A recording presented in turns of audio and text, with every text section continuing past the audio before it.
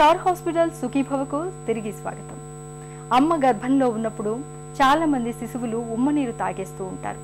ఇలాంటప్పుడు పుట్టిన వెంటనే ఏడవడం కష్టమవుతుంది. దీంతో తొలిసారిగా శ్వాస తీసుకోవడం కష్టమైపోతుంది. ఫలితంగా పసిబిడ్డ ప్రాణం గాలిలో దీపంలా మారుతుంది. పసిగుడ్డు ఉసురు తీసే శ్వాసగండాల గురించి ఇప్పుడు తెలుసుకుందాం.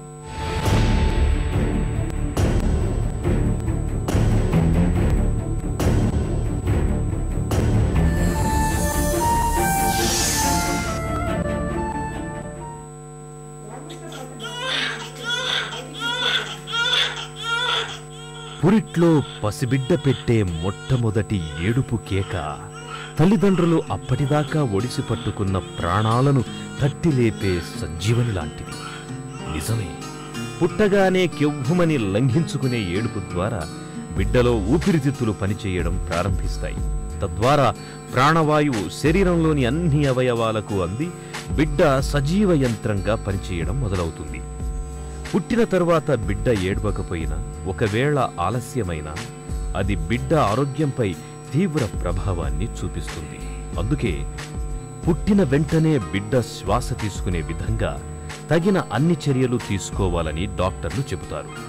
అయితే మన దగ్గర నేటికి అధిక శాతం కాన్పులు ఇళ్ల దగ్గరే లేదా పెద్దగా శిక్షణ లేని వారి పర్యవేక్షణలోనే జరుగుతుంటాయి.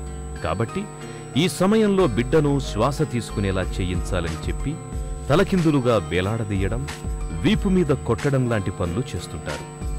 ఇవి ప్రమాదకరమని డాక్టర్లు చెబుతున్నారు. చాలా మంది పిల్లలు మేము చూస్తూ ఉంటాము, పుట్టినప్పుడు శ్వాస తీయక మెదడు మొద్దుబారి, ఫిట్స్ వచ్చి, సెరిబ్రల్ పాల్సీలు అయ్యి, మెంటల్ రిటార్డేషన్ అయ్యి, బుద్ధిమాంద్యంతో జీవితాంతము తల్లి, తండ్రి, కుటుంబము, పిల్లవాడు కష్టపడుతూ ఉండడము. ఇది చెప్పడానికి కష్టం. ఒకవేళ శ్వాస తీయకపోతే పాపను మంచి పొజిషన్లో పెట్టి మనము సక్షన్ అంటే మొదట నోరు, ఆ తర్వాత ముక్కు క్లీన్ చేయాలి. క్లీన్ చేసిన తర్వాత శ్వాస తీస్తున్నా లేదా చూడాలి. శ్వాస ఒకవేళ తీయకపోతే స్టిమ్యులేట్ చేయాలి, కాళ్ళను రాయాలి, లేకపోతే ఫ్లిక్ చేయాలి ఇట్లా. కానీ మామూలుగా ఏం చేస్తూ ఉంటారంటే అతి దారుణంగా స్టిమ్యులేట్ చేయడానికి బదులు వాళ్ళను కాళ్ళతో పట్టుకొని వీపు కొట్టడము ఇవన్నీ చేయొద్దు. చల్ల నీళ్ళు చల్లడము చేయొద్దు. అలాగే కాళ్ళను గట్టిగా భుజ మీద ఇట్లా ఒత్తి పెట్టడం చేయొద్దు. గిచ్చొద్దు. గట్టిగా ఒత్తి శ్వాస తీయడానికి వివిధ ప్రయత్నాలు చేస్తూ ఉంటారు. అవన్నీ చేయొద్దు. మామూలుగా రాసి స్టిమ్యులేట్ చేస్తే శ్వాస తీస్తుంది. అప్పుడు కూడా శ్వాస తీయలేదు అని అనుకుంటే, చెస్ట్ రైజ్ కావకపోతే అప్పుడు మనము వెంటిలేట్ చేయాలి. వెంటిలేట్ చేయాలి అంటే పొజిషన్లో పెట్టి కొద్దిగా మెడ పెట్టి, ఈ ఎంబూ బ్యాగ్ అంటారు దీన్ని, పాప నోరు, ముక్కు రెండు వచ్చేటట్టు మాస్క్లో చూసుకొని గాలి పంప్ చేస్తున్నప్పుడు ఛాతీ మీదికి వస్తుందా లేదా చూడాలి. అప్పుడే కరెక్ట్గా బ్యాగ్ అండ్ మాస్క్.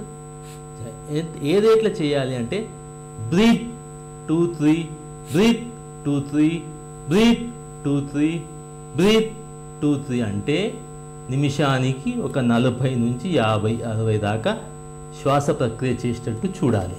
ఇది చేసిన తర్వాత తల్లికి సహాయం చేయాలి. మొదటి గంట లోపే ఎంత తొందరగా వీలైతే అంత తొందరగా పాపకు తల్లిపాలు పట్టించే ప్రక్రియ చేయాలి.